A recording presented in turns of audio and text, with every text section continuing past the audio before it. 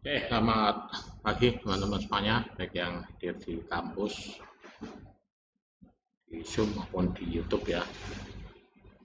Ini masuk di pertemuan keempat ya. Kita belajar tentang rakit komputer. Sambil saya cek dulu.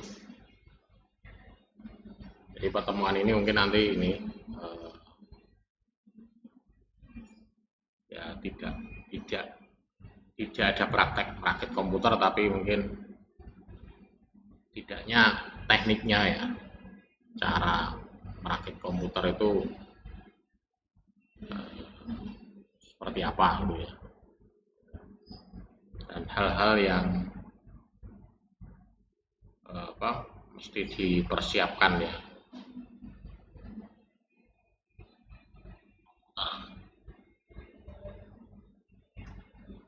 Saya cek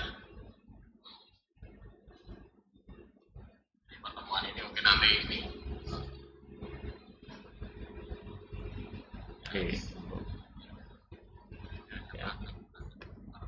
Nah, ini nanti di sini adalah merakit komputer, kemudian pemasangan komponen internal komputer. Nah, tapi sebelumnya mungkin kita saksikan dulu ya, kita lihat dulu ini. Ini Sersan ya.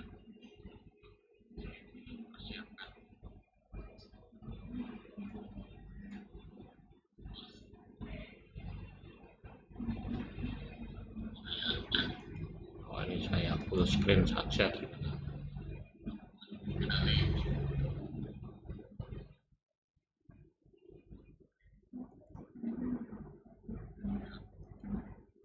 Nah, ini nanti di sini adalah rakit komputer, kemudian screen.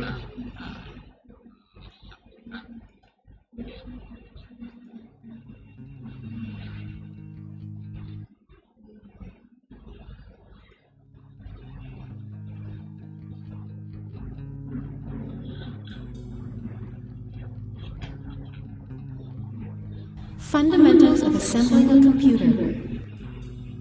The following items are needed for the PC assembly process: anti-static wrist strap and mat, toolkit, computer case with power supply, motherboard manual, CPU and fan heatsink assembly, RAM, video card, hard drive with the appropriate cable, floppy drive with the appropriate cable, CD-ROM drive with the appropriate cable.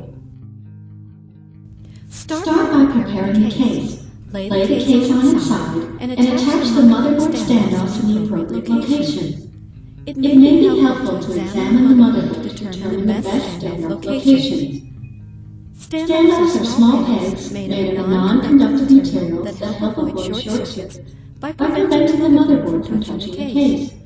Once they are installed, temporarily move the case aside to work on the motherboard. Lay the motherboard down on the anti-static mat. Retrieve the CPU and locate pin 1.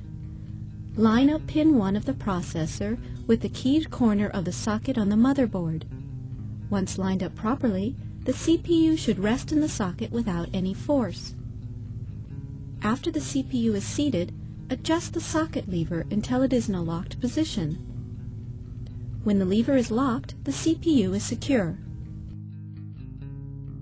Once the processor is secure, attach the heatsink fan assembly using as little force as possible so as not to damage the processor. Plug in the heatsink fan's power plug onto the appropriate power connector. The proper connector can be identified using the motherboard manual. Now install the memory.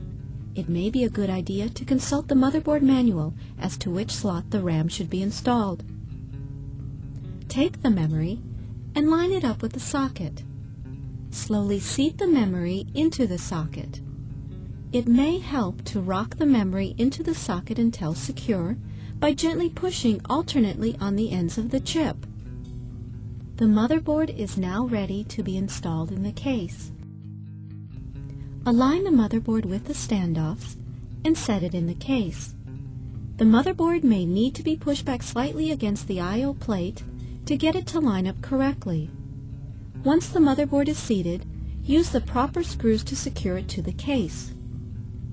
Now connect the front panel LEDs to the motherboard. The proper location for each LED plug should be outlined in the motherboard's manual. Position the computer case so that it is easy to gain access to the drive bays. Locate an empty 3.5-inch bay and push out that bay's cover. Retrieve the floppy drive and line it up with the open bay.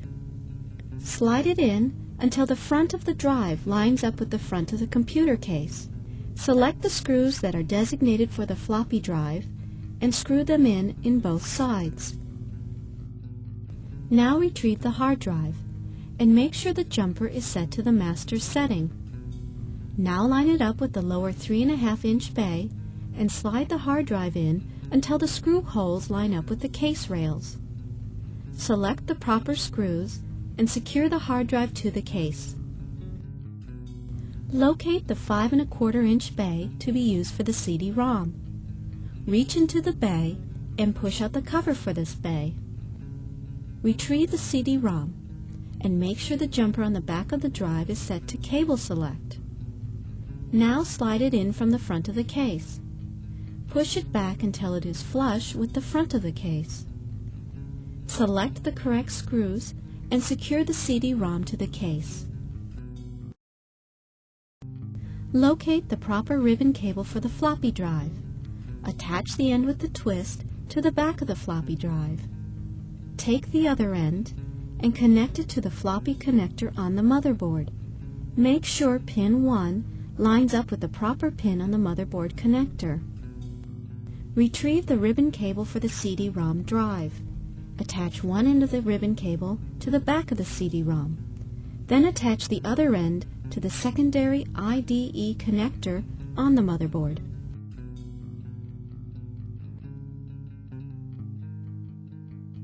Retrieve the ribbon cable for the hard drive. Attach one end of the ribbon cable to the back of the hard drive. Then attach the other end to the primary IDE connector on the motherboard.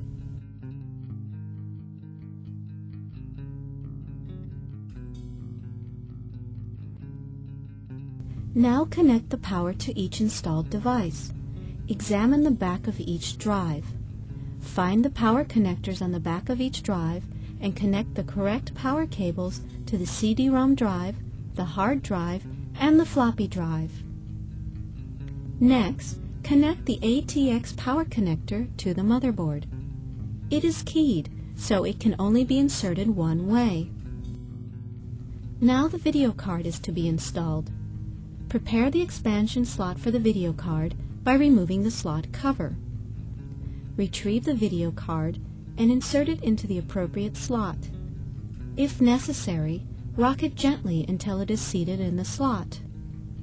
After the video card is seated, line up the hole in the video card bracket with its corresponding hole in the computer case. Use a case screw to secure the video card to the computer case. The PC is now ready to be booted up for the first time. However, before closing the case, go over everything that has been installed and make sure all connections are secure. Close the cover and secure it with the provided screws. Plug in the power cord, the keyboard, and the monitor. Turn the PC and monitor on. The screen should show the computer running the Power On self-test.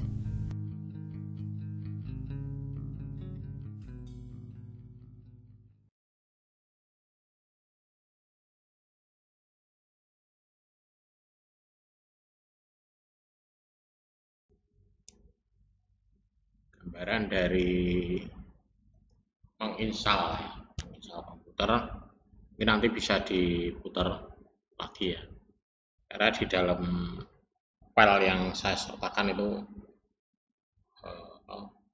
videonya ada di dalam PowerPoint-nya, dalam PowerPoint itu. Nah, kemudian ini ya, ini dari penjelasan dari video tadi. Jadi pada saat kita merakit komputer itu ya, pertama terutama memang buka casing ya. Nah, casing itu ada macam-macam ya. Ada yang modelnya dia menggunakan more baut ya.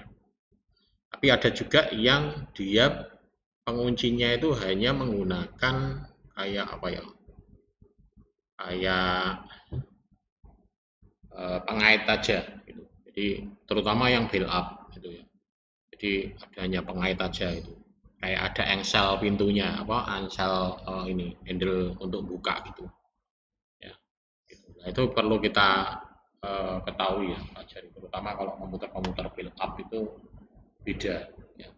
Beda dengan komputer-komputer yang rakitan ya. Kalau komputer rakitan itu udah pasti ada motherboardnya, tapi kalau yang build up beda, kan cara bukanya juga beda. Nah, yang paling penting adalah ini ya, konsultasikan dokumentasi casing ya untuk mempelajari cara membuka. Jadi mungkin baca buku manualnya atau mungkin baca di, kalau sekarang sih sudah ada YouTube-nya ya, ada link YouTube-nya ya gitu. Jadi bagaimana cara bukanya gitu. Jangan sampai nanti salah buka, nanti ada sesuatu yang patah sehingga tidak bisa ditutup kembali. Kemudian setelah buka ya pada umumnya casing itu kosong seperti ini, belum ada power supply-nya. Tapi kalau kita beli rata-rata itu casing itu sudah include dengan power supply. Tapi ada juga yang casing yang kosong, sehingga kita bisa atur power supply-nya itu atau catu dayanya itu mau yang ukuran berapa gitu ya. Jadi tidak apa namanya tidak harus selalu satu paket dengan ininya gitu. Casing ya, kemudian backup ya, kemudian konsultasikan casing manualnya ya, kemudian ini kencangkan casingnya, pastikan skrupnya sudah terpasang dan skrupnya ini harus yang sesuai ya, sesuai dengan ukurannya. Kemudian gunakan kabel tis ya untuk menata, merapikan ya, kabel tis.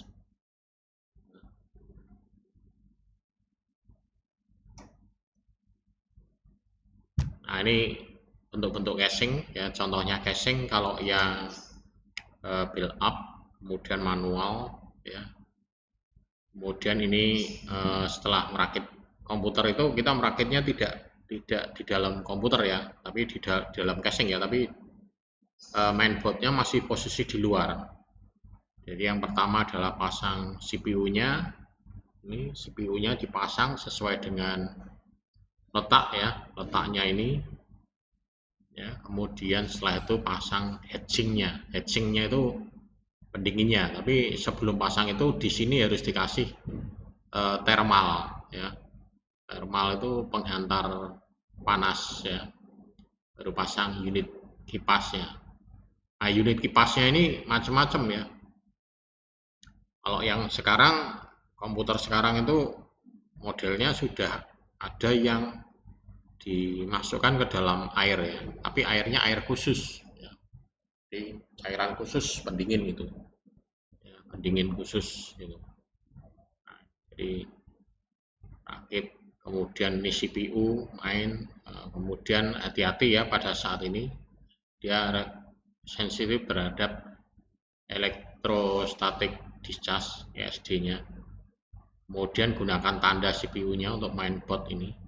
Kemudian pasang senyawa termalnya ini. Tapi kalau kita sudah menggunakan cairan yang air itu pendingin tidak butuh ya, tidak butuh ini thermal. Bahkan prosesornya ini tidak perlu kasih kipas ya. Jadi pendinginnya langsung, jadi CPU-nya langsung masuk ke dalam akuarium gitu ya. Tapi airnya khusus.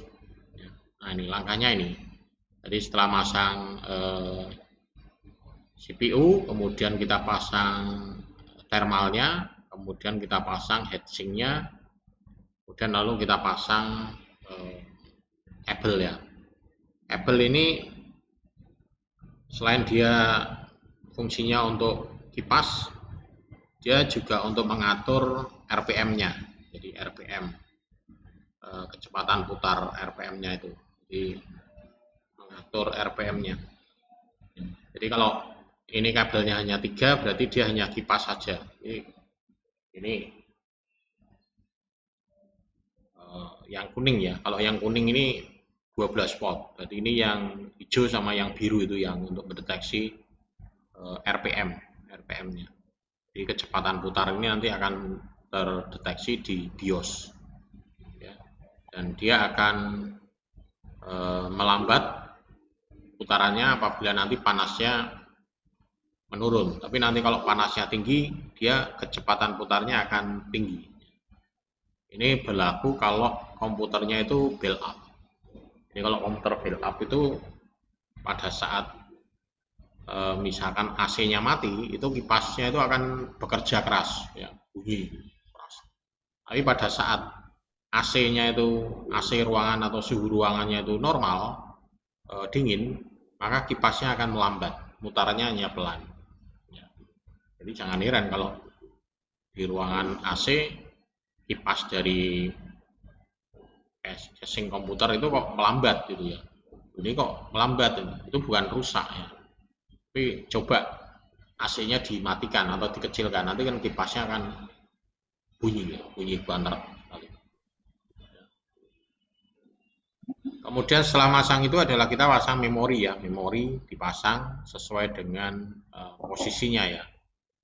Jadi ini juga sangat sensitif dengan ESD juga ya. Ini kemudian gunakan dokumentasi yang disediakan di mainboardnya. Jadi pemasangannya juga tidak boleh kebalik ya.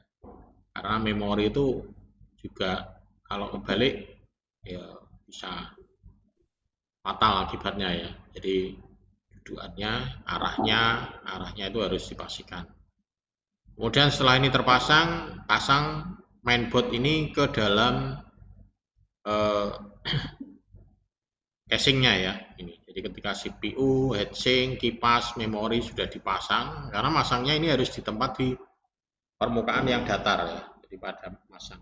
Tapi kalau di dalam casing itu sudah ada ini apa namanya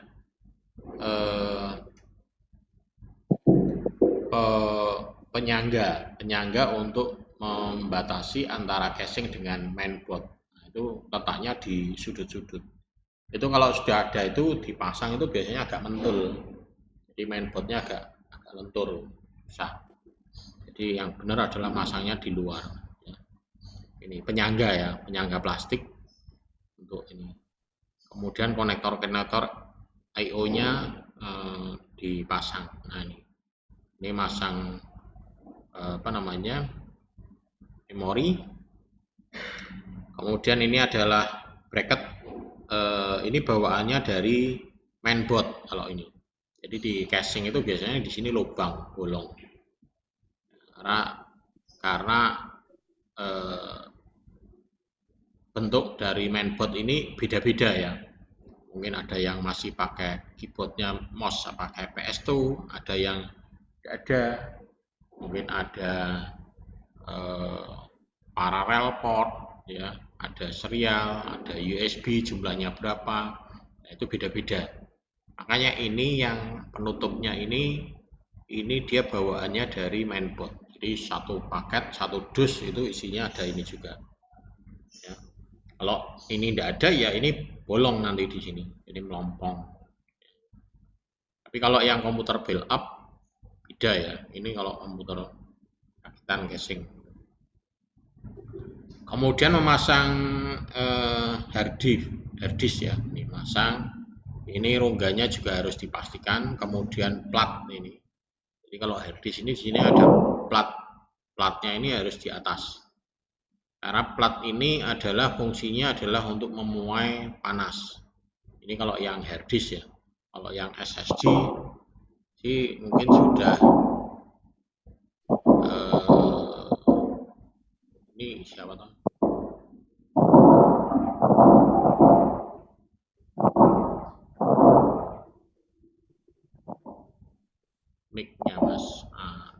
Eco. Nah, ya, jadi ini ruang kosong ya. Jadi sisakan antar ruang, jangan terlalu berdempet-dempet. Jadi plat drive yang menghadap ke atas ini dia untuk memungkinkan untuk memuai panas. Kemudian dia di sini ada ukurannya ya, ada yang 5/4, ada yang biasanya ini yang 5/4 ya. Ada yang kecil juga ya. Kalau SSD beda kecil. Kemudian nanti ada juga yang M2 ya, atau NVMe, itu juga ada beda lagi. Ya. Ya, ada yang tanya ini. Oh, enggak.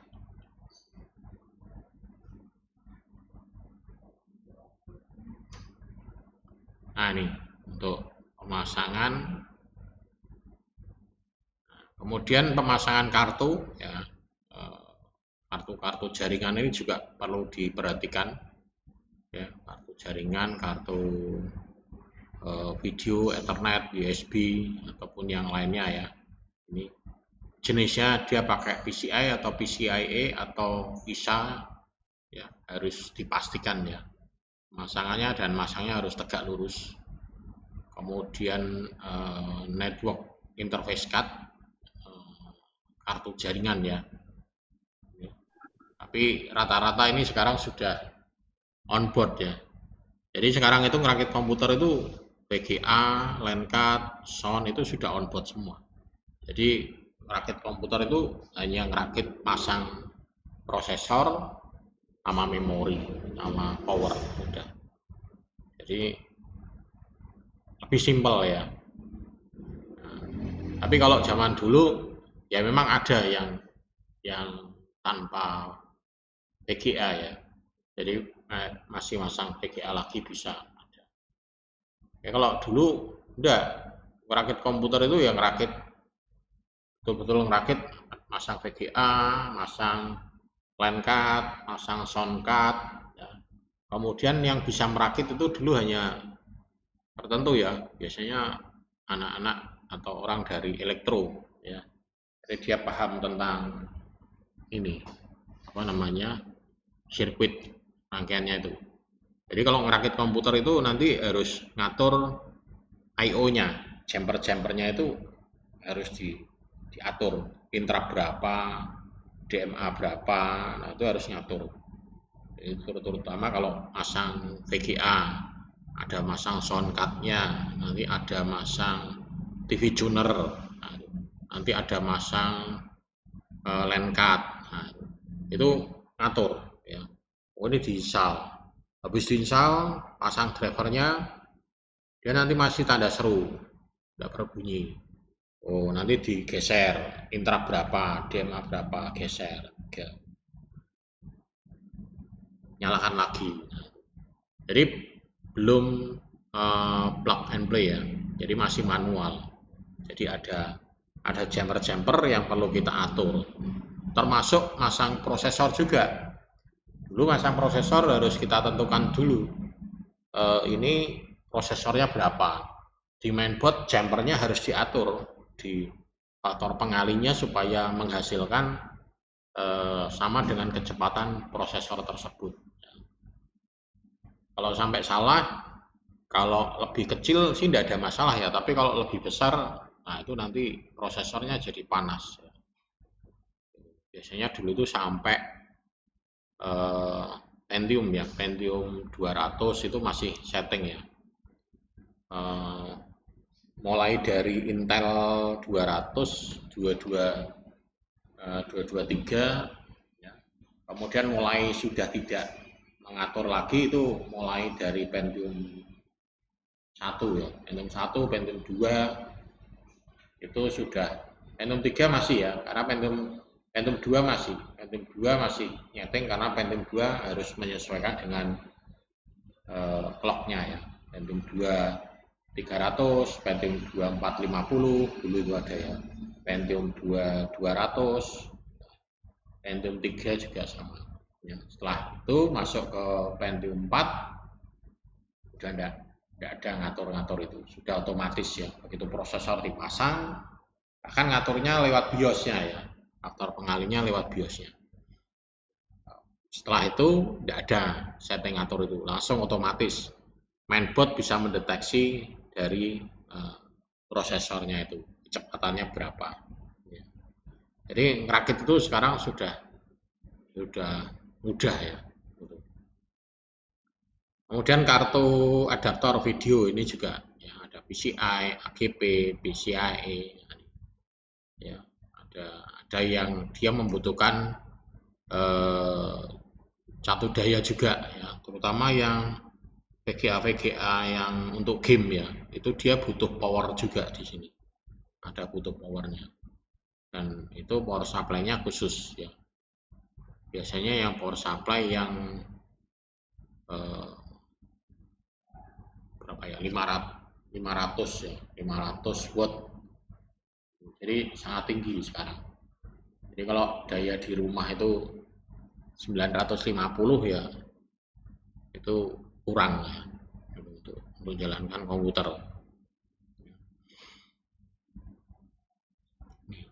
Nah, kemudian ini ya untuk NIC adaptor ini yang PCIe ya, letaknya posisinya di sini.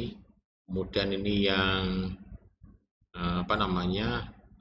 PCI ya, PCI ini yang AGP ya, AGP untuk VGA. Jadi VGA itu bisa pakai PCIe, bisa pakai ISA, bisa pakai AGP ya. Jadi kalau VGA itu bisa macam-macam ini, tergantung dari kartunya dia menggunakan yang apa.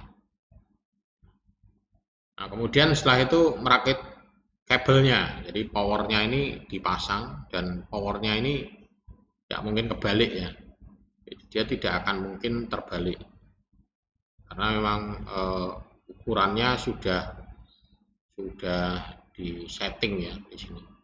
Jadi kalau kebalik ya berarti itu dipaksa. Jadi dia sudah sesuai dengan ukurannya. Tapi di sini untuk power ini ada yang 24 ya, 24 pin, ada yang 20 pin. Nanti bisa dipastikan mainboardnya pakai yang mana. Bila perlu cek lagi dokumentasi dari manualnya dari mainboardnya itu. Pastikan bahwa dia kompatibel ya dengan mainboardnya. Kemudian konektornya juga dipastikan ya untuk power supply. Kita rencana mau masang harddisk berapa? Nah, konektornya harddisk itu harus sejumlah itu, jadi jangan sampai kurang. Kemudian kita pasang ya. Kemudian di dalam harddisk itu ada pin ya, ada pin, beberapa pin, terutama untuk mengatur ke posisi master atau slave. Tapi kalau sudah menggunakan kabel SATA itu sudah tidak perlu lagi ya. Tapi kalau masih menggunakan kabel IDE ya, kabel sabuk itu masih kita atur jumpernya, dia mau sebagai master atau slave ya. Nanti sebagai primary master, primary slave, atau secondary master, secondary slave ya. Tapi ada juga yang pilihannya ke kabel select. Tapi kabelnya khusus ya, kabelnya agak lebih kaku ya. Jadi kabelnya ini isinya 80, kalau yang biasa isinya 40 ya, kabel sabuknya itu isi 40 sama isi 80. Tapi kalau sudah menggunakan SATA dan tidak perlu. Lebih lagi kalau kita menggunakan yang harddisk yang NVMe itu tanpa konektor ya, tanpa kabel ya, langsung masuk ke konektornya, slotnya NVMe atau M2 langsung masuk. Jadi kayak masang memori, jadi lebih cepat karena dia tidak ada butuh sambungan kabel ya. Nah, ini pemasangannya seperti ini.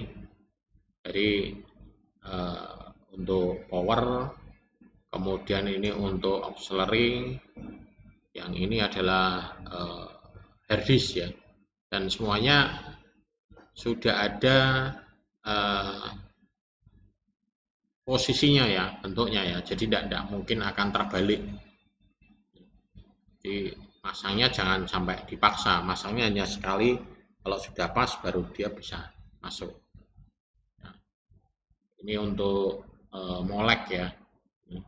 Biasanya ini kalau kabel seperti ini antara kabel merah di sini dan kabel merah powernya itu selalu berdekatan atau berjauhan. Ini kalau ini kabel printer ya, kabel floppy drive ini untuk eksternal kipas, kemudian menghubungkan kabel ini melalui hard disk SATA kabel. Kemudian yang terakhir adalah memasang panel, lampu-lampu panel di depan. Ini kabel menghubungkan kabel-kabel data. Nah ini, jadi masang kabel panel ini, instrumen ini sepertinya sepele ya, tapi ini juga perlu kehati-hatian juga. Jadi di sini ada speaker, ada power switch, ada hard disk LED, ada power LED. Nah, kita harus bisa membaca ini. Ini kalau dulu ada di buku manualnya, kalau sekarang di mainboardnya. Jadi di mainboardnya itu tulisannya kecil seperti ini. Biasanya kalau saya ngerakit ini saya foto ya, saya foto kemudian saya zoom, ini yang ID LED mana, posisinya mana gitu ya. Jadi ini ID LED, plusnya di mana, minnya di mana. Jadi kalau power switch ini kebalik tidak apa-apa, kan power switch sama reset itu kebalik tidak apa-apa. Maksudnya posisi jumpernya dibolak-balik tidak apa-apa, karena dia reset sama power switch itu hanya dia kontak sekali, tek gitu, tek nyala, tek reset. Nah, ya, jadi dia hanya jadi tidak kebalik antara plus minusnya tidak apa-apa. Kalau yang hard disk LED kebalik dia tidak nyala, power LED balik juga tidak nyala, speaker kebalik juga tidak bunyi. Jadi ini pastikan. Ini instrumen di depan ya, indikator lampu-lampu di depan. Kemudian yang ini adalah USB ya. USB ini sudah satu paket ya. Kalau sudah satu paket gini enak, tinggal masang. Ya, tapi ada juga yang lepasan. Itu harus kita tahu urutannya yang mana. Jadi kalau ini tinggal masang saja USB. USB ini ada yang USB depan, samping ya. Jadi ya walaupun mainboard itu ada di belakang USB, tapi di dalam sini masih menyediakan USB untuk yang front ya, yang depan ya. Jadi tombol USB kadang USB-nya mati gitu ya, tidak jalan yang depan tidak bisa, pakainya belakang. Nah, mungkin masangnya ini kebalik atau bagaimana ya, jadi perlu diteliti, dicek ulang. Kemudian setelah selesai merakit ya, periksa ulang komponen untuk memastikan bahwa semuanya terpasang dengan benar. Skrupnya itu pastikan skrupnya itu gunakan skrup yang sesuai ya. Jadi jangan asal menggunakan skrup gitu ya. Itu pastikan kabel tes ya. Itu penjepit kabel. Kemudian kabel eksternal, ini yang masuk eksternal mana ya. Kabel daya ya. Kabel daya itu terakhir ya, powernya itu terakhir masangnya. Jadi kemudian kabel VGA, USB, kabel jaringan. Nah, ini kalau kemudian di sini ada apa namanya PS2. PS2 warnanya dua ini. Ada yang abu-abu, ada yang biru ya. Ada yang biru, ada yang hijau. Ya. Ini berarti ini fungsinya adalah ganda. Pada saat dia dipasang mouse, fungsinya dia sebagai mouse. Pada saat dia dipasang sebagai keyboard, dia fungsinya sebagai keyboard. Jadi salah satu ya fungsinya. Jadi dia bisa dipasang mouse, bisa dipasang sebagai keyboard. Tapi kalau ada yang ini ada dua, warnanya sendiri itu ya mouse sendiri, keyboard sendiri. Ya. Tapi ada beberapa yang fungsi ganda seperti ini. Kemudian ini yang USB, ini HDMI, ya, ini tinggal dipasang. Kemudian ini adalah untuk eksternal hub ya, untuk menyambung ke USB, banyak USB itu nyambung banyak USB. Kemudian nah ini belakang ya, bagian belakang apa namanya,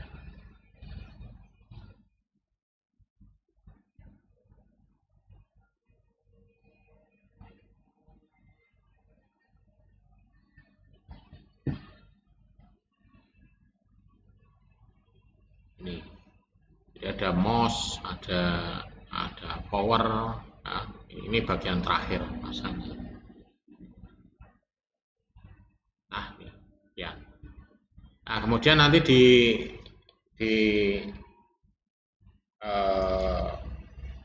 materi yang sudah saya sediakan di sini ada virtualnya ya, virtual desktop. Nah, mungkin nanti bisa dicoba ya, virtual desktop. Di sini ada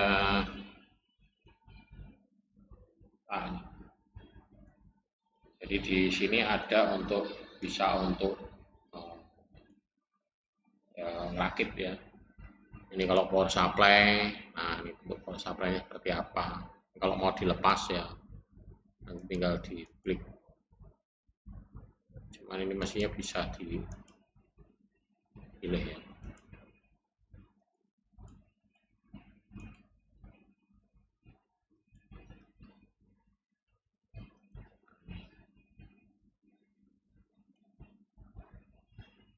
Ini kalau mainboardnya nanti ini bisa dilepasi. Nah, ini kalau masang ya, tapi sebetulnya bisa juga dilepasi. Ini kalau masang, ini kalau lepas pasang, instalasi apa namanya, hatchingnya, jadi tinggal ditaruh ini. Ini harus pas ya masangnya. Di hatchingnya. Kalau ini prosesornya bisa dilepas ini. Prosesornya.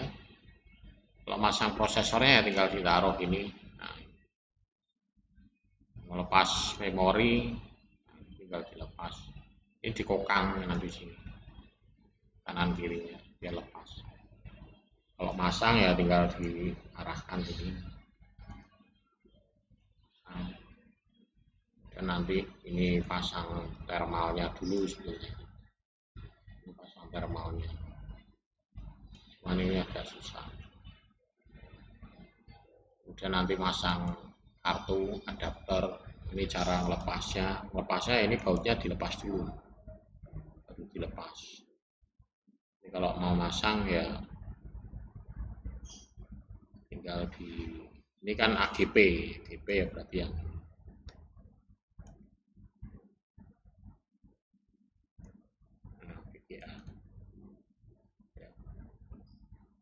gitu ya. Kemudian ini untuk internal drive ya. Kemudian nanti ada internal kabel.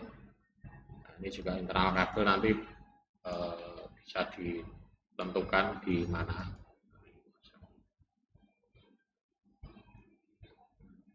Ini nah, jadi masangnya harus sesuai. Ini mainboard di sini. Jadi tidak bisa tidak mungkin kebalik ya. Kemudian ini yang auxiliary di sini.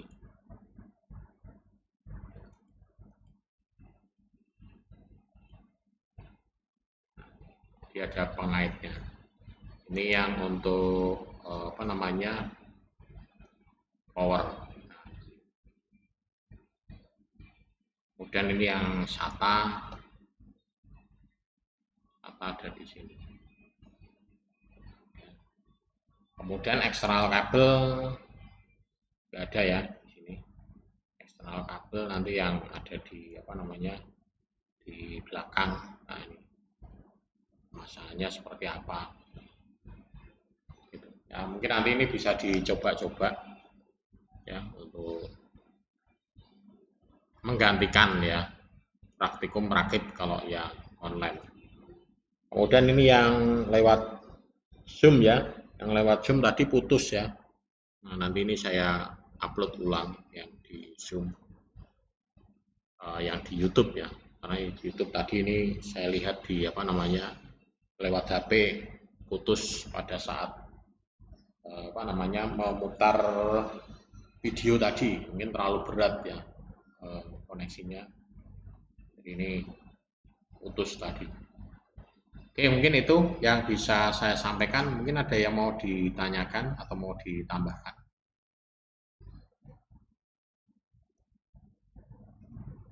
Atau kalau ada yang mau praktek bongkar komputer ya bisa, monggo. Itu ini di depan yang 605 sini sudah ready, ada 1 unit komputer. Tapi komputernya komputer lama itu ya. Jadi komputernya prosesornya ya masih prosesor yang pakai soket PGA ya. Ada yang ditambahkan dari Pak Rusito, Pak Rujiono? Oke,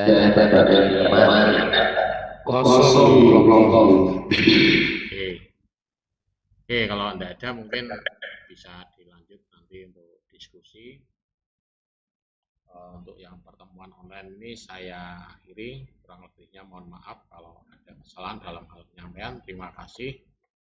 Selamat pagi, selamat beraktivitas. Sampai ketemu nanti di pertemuan minggu depan.